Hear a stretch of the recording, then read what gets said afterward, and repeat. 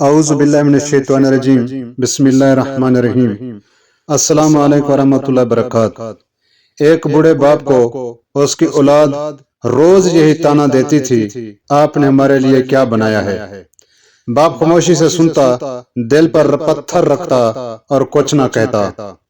ہر صبح یہی سوال، یہی شکایت اور یہی ناشکری اس کے حصے میں آتی، مگر وہ صبر کا دامن نہ چھوڑتا۔ وقت گزرتا گیا، یہاں تک کہ اس کی زندگی کے آخری دن آ پہنچے۔ بستر مرگ پر پڑے لیٹے ہوئے اس نے اپنے بچوں کو ایک کاغذ تھمایا جس پر لکھا تھا، اس گھر کے نیچے میری عمر بھر کی جمع پونجی دفن ہے۔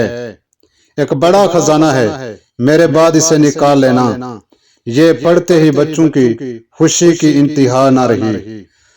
انہوں نے بڑے اہتمام سے باپ کو دفن کیا اور اگلے ہی دن خزانے کی تلاش میں پورے گھر کو گرا دیا۔ دیواریں، چھت، آنگن سب ملبے کا ڈھیر بن گئے۔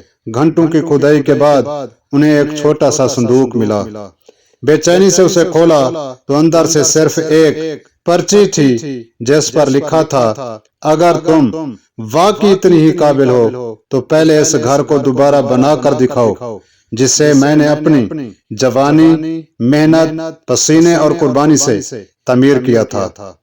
تمہارے سوال کا جواب خود مل جائے گا، میں نے تمہارے لیے کیا بنایا ہے۔ بچے خاموش کھڑے تھے، اب نہ خزانہ تھا، نہ گھر، نہ وہ باپ جس کی قدر کر لیتے۔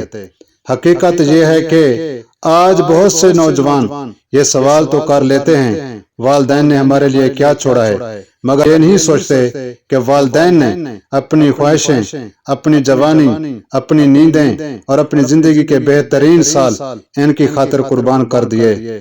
کچھ احسان ایسے ہوتے ہیں جو جائیداد کے کاغذات میں نہیں ملتے، وہ ماں باپ کی جھریوں، تھکے ہوئے ہاتھوں اور خاموش قربانیوں میں لکھے ہوتے ہیں۔ اس لیے بھائیو، جن کے والدین زندہ ہیں ان کی خدمت کر لیں، جن کے فوت ہو گئے ہمیشہ ان کے لیے بخشش کی مغفرت کی دعا کریں۔ اگر یہ میری ویڈیو آپ کو اچھی لگی ہو تو میرے یوٹیوب چینل فیتھ وائبز کو سبسکرائب ضرور کریں۔